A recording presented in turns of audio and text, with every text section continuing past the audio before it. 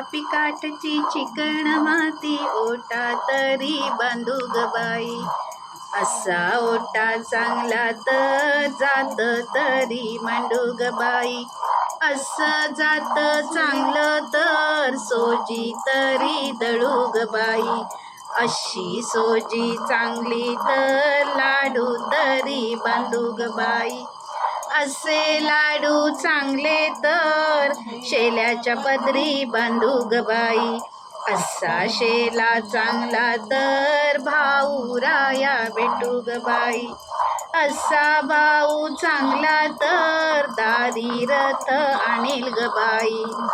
असा रथ चांगला तर नंदी तरी झुंपीन ग बाई. असा नंदी चांगला तर माहेराला जाऊ ग बाई. असं माहेर चांगलं तर धिंगा मस्ती करू ग बाई. धिंगा मस्ती करू ग बाई. धिंगा मस्ती करू ग बाई.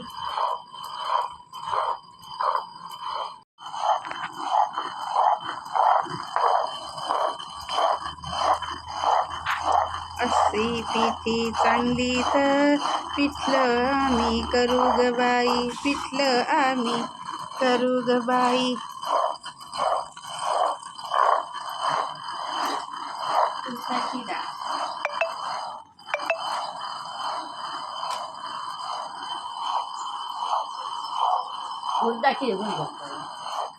खाऊन बघ, मस्त लागतं.